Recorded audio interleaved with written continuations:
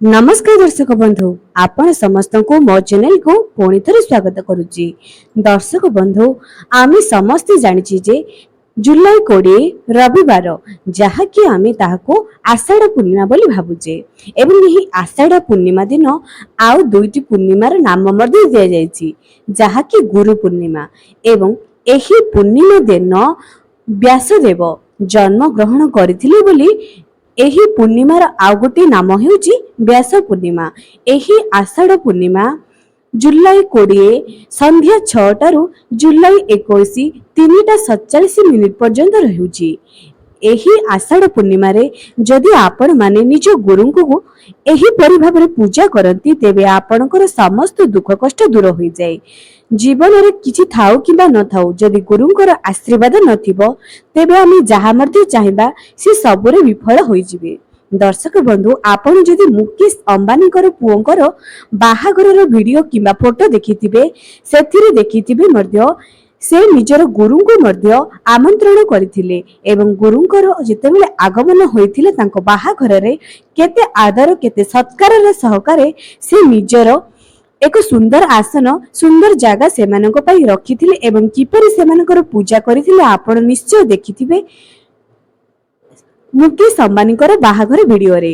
दर्शक बंधु जीवन रे आपण जेते भी धनी हुअंतु न काहेकि जदि गुरु को आपण पूज्य तुल्य न करूचंती गुरुंकर पूजा न करूचंती आपण जीवन रे केबे मध्ये सफल होई परिबे नाही। जेपरि कुहा जाय जे जन्म करिबा मा ठारू पालिथिबा मार मूल्य बहु अधिक बापा मा ठारू गुरुंकर मूल्य मध्ये बहुत ऊपरे। एमितिरे आमे समस्त जानिचे जे सेप्टेम्बर 5 को आमे गुरु दिवस भाबरे मानुचे किंतु एही गुरु पूर्णिमा दिन प्रत्येक छात्र छात्री हुंतु किंबा व्यक्ति विशेष माने हुंतु एही गुरु पूर्णिमा दिन निज गुरुंकर विशेष रूपे पूजार्चना करिबा दरकार।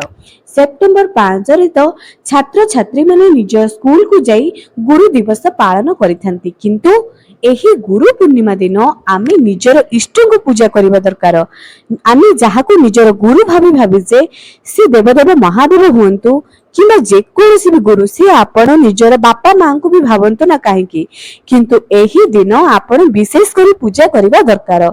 दर्शक बंधु जते भी संक्षेप रे आपण मानको कहूची जे जदि आपण निजर इष्ट को भाबिचंदी गुरु जदि आपनकर इष्ट अछंदी कृष्ण किंबा देवदेव महादेव आपण कोन करिवे गोटे हळदिया कपड़ा किंबा लाल कपड़ा रे आसन बिछाई देबे। सकाळु जल्दी उठी करी स्नान कार्य सारी करी स्नान जल रे गंगा जल मिसे स्नान करिवे। स्नान करि सारिबा परे जदि आपण पुरुष अटंती तेबे सूर्य को जल दे पूजा आरंभ करिवे। जदि आपण महिला अटंती तेबे आपण माने प्रथम वृंदावती पूजा तापर सूर्य पूजा प्रथम सूर्य पूजा करिवे तापर वृंदावती पूजा करिवे। वृंदावती पूजा करि सारिबा परे निज घर ठाकुरंकर पूजा करिवे तापर निज गुरुंक पई गोटे आसन बिछाई पूजा आरंभ करिवे। दर्शक बंधु जदि आपण माने निज गुरुंकर पूजा किछि हळदिया पुष्प एवं लाल पुष्प दे चंदन तिलक लगाई किछि दक्षिणा गोटी नडिया एवं किछि मीठा भोग लगाई पूजाटी को आरंभ करिवे। जदि आपण माने श्रीकृष्णकर पूजा करंती श्रीकृष्ण को निज गुरु भाबे भाबंती तेबे एही गुरु पूर्णिमा दिन गोटी गीता श्रीकृष्णक पाखरे रखंतु। जदि आपण शिव को निजर गुरु भाबे भाबिचंती तेबे गुरुंकर शिव पुराणटी पाखरे रखंतु एवं आपण पूजा करंतु। सेही दिन सेही बही को मध्य पढंतु किछि दक्षिणा मध्य दियंतु। मंदिर जांतु दान धर्म दक्षिणा निज शक्ति अनुसार करंतु। निज घरर वयोज्येष्ठ व्यक्ति मानकुर आशीर्वाद नियंतु। हळदी एवं गंगा जलर तिलक निज मथारे लगांतु। केवल एहा छात्र छात्री मानक पाई नुह आमे समस्त गुरु पूर्णिमा करिबा दरकार। गुरु पूर्णिमा दिन आमे निजर इष्ट को पूजा करिबा दरकार। निज गुरु को एही दिन मने पकाइबा दरकार। गुरुंक बिना आम जीवन अंधकारमय अटे।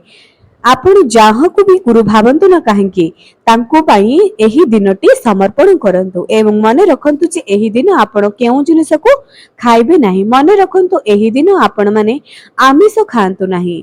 एही दिन आपण माने किछि मीठा को खांतु एवं मने रखंतु जे सकाळु उठिबा परे जदि किछि चाउल को आपण को नित्य पूजा सारिबा परे किछि चाउल को जदि आपण खाइ दियंती तेबे आपण मां लक्ष्मीकर कृपा प्राप्त करंती।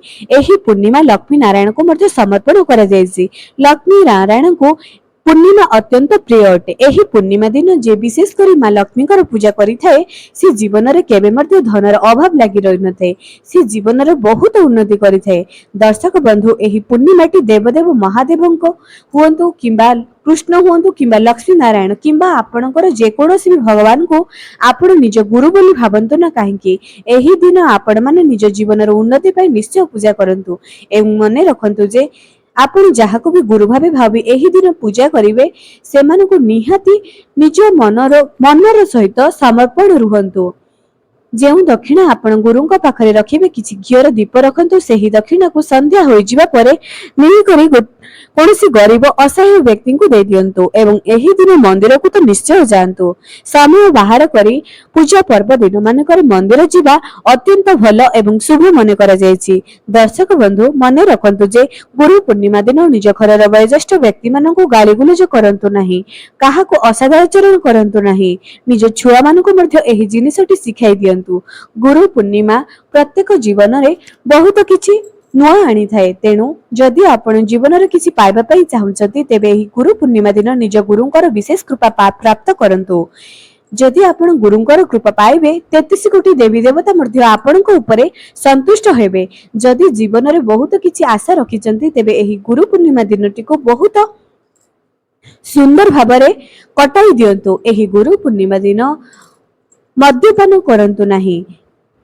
ସାଧାରଣତଃ ବ୍ୟକ୍ତି ବିଶେଷ ମାନେ ଏହି ଦିନଟିକୁ ଭୁଲି ଯାଆନ୍ତି। ଦର୍ଶକ ବନ୍ଧୁ, ଆପଣ ମାନେ ଏହି ଭିଡିଓକୁ ସେୟାର କରନ୍ତୁ ଯାଦ୍ୱାରା ଅନ୍ୟମାନେ ମଧ୍ୟ ଏହି ଗୁରୁ ପୂର୍ଣ୍ଣିମାର ବିଶେଷ କୃପା ପାଇପାରିବେ। ଏହି ଦିନ ଯଦି ଆପଣ କୌଣସି ଧାର୍ମିକ ପୁସ୍ତକ ଆରମ୍ଭ କରିବା ପାଇଁ ଚାହୁଁଛନ୍ତି, ପଢିବା ପାଇଁ ଚାହୁଁଛନ୍ତି, ଏହା ମଧ୍ୟ ଅତ୍ୟନ୍ତ ଶୁଭ ଅଟେ। ଯଦି ଆପଣ ଲକ୍ଷ୍ମୀ ନାରାୟଣଙ୍କର ମୂର୍ତ୍ତିଟିକୁ ଏହି ପୂର୍ଣ୍ଣିମା ତିଥିରେ ଆପଣ ମାନେ ସ୍ଥାପିତ କରି ପଞ୍ଚାମୃତରେ ଧୋଇ କରି ନିଜ ଘରେ ସ୍ଥାପନ କରିବେ, ଆପଣ ସଦା ସର୍ବଦା ଲକ୍ଷ୍ମୀ ନାରାୟଣଙ୍କର କୃପା ପାଇବେ। ତେଣୁ ଧନ ଧାନ୍ୟରୁ ପରିପୂର୍ଣ୍ଣ ହେବାକୁ ମଧ୍ୟ ଚାହୁଁଥିଲେ ଗୁରୁ ପୂର୍ଣ୍ଣିମା ଦିନ କିମ୍ବା ଯେକୌଣସି ବି ପୂର୍ଣ୍ଣିମା ଦିନ ଲକ୍ଷ୍ମୀ ନାରାୟଣଙ୍କର ମୂର୍ତ୍ତିଟିଏ ନିଜ ଘରେ ସ୍ଥାପନ କରିଦିଅନ୍ତୁ ଏବଂ 21ଟି କଉଡିକୁ ଗଙ୍ଗା ଜଳରେ ଧୋଇ ମା ଲକ୍ଷ୍ମୀଙ୍କୁ ସମର୍ପଣ କରିବା ପରେ ନିଜର ତିଜୋରିରେ ରଖିଦିଅନ୍ତୁ। ପ୍ରତି ପୂର୍ଣ୍ଣିମାକୁ ପୂର୍ଣ୍ଣିମା ସେହି କଉଡିକୁ ବାହାର କରି ଗଙ୍ଗା ଜଳରେ ଧୋଇ ଦେଇ କିଛି ତିଲକ କରି ଧୂପ ଦୀପ ଦେଇ ପୁଣି ରଖିଦିଅନ୍ତୁ ନିଜ ତିଜୋରିରେ। ଏପରି କରିବା ଦ୍ୱାରା ଆପଣ ମା ଲକ୍ଷ୍ମୀଙ୍କର କୃପା ମଧ୍ୟ ପ୍ରାପ୍ତ କରିପାରିବେ। ଏହି ପୂର୍ଣ୍ଣିମା ତିଥିରେ ଆପଣ ହଳଦୀରେ କିଛି ପାଣି ମିଶାଇ ନିଜ ଦାଣ୍ଡ ଦ୍ୱାରରେ ସିଞ୍ଚନ କରନ୍ତୁ ଏବଂ ମା ଲକ୍ଷ୍ମୀଙ୍କର ପୂଜାର୍ଚ୍ଚନା କରନ୍ତୁ। ବୃନ୍ଦାବତୀଙ୍କ ମଧ୍ୟ ପୂଜା କରନ୍ତୁ। ଦର୍ଶକ ବନ୍ଧୁ, ଏହି ପୂର୍ଣ୍ଣିମା ତିଥିଟିକୁ ଯେହେତୁ ଲକ୍ଷ୍ମୀ ନାରାୟଣଙ୍କର ଅତି ପ୍ରିୟ, ଯଦି ଆପଣ ଧନ ଧାନ୍ୟରେ ପରିପୂର୍ଣ୍ଣ ହେବା ପାଇଁ ଚାହୁଁଛନ୍ତି ତେବେ ଅଁଳା ବୃକ୍ଷ ଏବଂ ବେଲ ବୃକ୍ଷ ମଧ୍ୟ ନିଜ ଘରକୁ ଆଣନ୍ତୁ ଏବଂ ନିଜ ଘରେ ଲଗାଇ ଦିଅନ୍ତୁ। ମୁଁ ଆଗରୁ ମଧ୍ୟ କହିଛି, ପୂର୍ଣ୍ଣିମା ତିଥି ଯେହେତୁ ମା ଲକ୍ଷ୍ମୀଙ୍କୁ ଅତ୍ୟନ୍ତ ପ୍ରିୟ ଅଟେ, ଆପଣ ଧନ ଧାନ୍ୟ ପ୍ରାପ୍ତ କରିବା ପାଇଁ ମଧ୍ୟ ଏହି ଗଛର ପୂଜା ଆପଣ ମାନେ କରିପାରନ୍ତି ଏବଂ ଅସ୍ତ ଗଛର ପୂଜା ମଧ୍ୟ କରନ୍ତୁ। ଅସ୍ତ ଗଛ ମୂଳେ 33 କୋଟି ଦେବୀ ଦେବତାଙ୍କର ବାସ ଅଛି। ତେଣୁ ଅସ୍ତ ଗଛ ମୂଳେ ଜଳ ଅର୍ପଣ କରି ଘିଅର ଦୀପଟିଏ ଜାଳି ଦିଅନ୍ତୁ। ଯଦି ଆପଣ ମାନେ ଚାହୁଁଛନ୍ତି ଯେ ଅସ୍ତ ଗଛ ମୂଳେ ପୂଜା କରି ଆପଣ ଯେକୌଣସି ବି ଦେବତାଙ୍କର ବୀଜ ମନ୍ତ୍ରକୁ ଜପ କରିପାରନ୍ତି। ଏହି ଗୁରୁ ପୂର୍ଣ୍ଣିମା ଦିନ ନିଜ ଗୁରୁଙ୍କର ପାଦକୁ ସ୍ପର୍ଶ କରି ଆଶୀର୍ବାଦ ନିଅନ୍ତୁ। ନିଜ ଘରର ପ୍ରତ୍ୟେକ ବୟୋଜ୍ୟେଷ୍ଠ ବ୍ୟକ୍ତି ମାନଙ୍କର ଆଶୀର୍ବାଦ ନିଅନ୍ତୁ। ଗୁରୁ ପୂର୍ଣ୍ଣିମାଟି ଯାହାକି ରବିବାର ଦିନ ପଡୁଛି, ଆପଣ ମାନେ ନିଜ ସମୟ ମଧ୍ୟ ବାହାର କରିପାରିବେ ମନ୍ଦିର ଯିବା ପାଇଁ। ଚେଷ୍ଟା କରନ୍ତୁ ଏହି ଗୁରୁ ପୂର୍ଣ୍ଣିମା ଦିନ ଯଦି ଆପଣ ମାନେ ଲକ୍ଷ୍ମୀ ପ୍ରାପ୍ତି ଚାହୁଁଛନ୍ତି, କୌଣସି ମନସ୍କାମନା ପୂର୍ଣ୍ଣ କରିବା ପାଇଁ ଚାହୁଁଛନ୍ତି, ତେବେ ଗୋଟାଏ ବେଲପତ୍ର ଏବଂ ଗୋଟାଏ ଚାଉଳକୁ ଯାହାକି ଭାଙ୍ଗି ନଥିବ ଶିବ ମନ୍ଦିର ନେଇକରି ଯାଆନ୍ତୁ। ଶିବ ମନ୍ଦିରର ଲିଙ୍ଗରେ ଚଢାଇ ଦିଅନ୍ତୁ। ଏହି ବେଲପତ୍ର ଏବଂ ଗୋଟିଏ ଅକ୍ଷତ ଚଢାଇବା ବେଳେ ନିଜର ମନସ୍କାମନାକୁ ଦେବଦେବ ମହାଦେବଙ୍କୁ ଜଣେଇ ଜଣେଇ ଚଢାନ୍ତୁ ଏବଂ ଦେଖିବେ ଏହି ପୂର୍ଣ୍ଣିମାରୁ ଆର ପୂର୍ଣ୍ଣିମା ଗୋଟାଏ ପୂର୍ଣ୍ଣିମା ଭିତରେ କିପରି ଦେବଦେବ ମହାଦେବ ଆପଣଙ୍କର ସବୁ ମନସ୍କାମନା ପୂର୍ଣ୍ଣ କରୁଛନ୍ତି। ଦର୍ଶକ ବନ୍ଧୁ, ଏହି ଉପାୟଟିକୁ ଥରେ ନିଶ୍ଚୟ ପରୀକ୍ଷା କରି ଦେଖନ୍ତୁ। ଦେଖିବେ ଆପଣଙ୍କ ଜୀବନରେ କିପରି ଅନ୍ଧକାରର ଆଲୋକ ଆସିଯିବ। ଚେଷ୍ଟା କରନ୍ତୁ ଏହି ଉପାୟଟି ଆପଣ ନିଶ୍ଚୟ ଏହି ଗୁରୁ ପୂର୍ଣ୍ଣିମା ଦିନ କରନ୍ତୁ।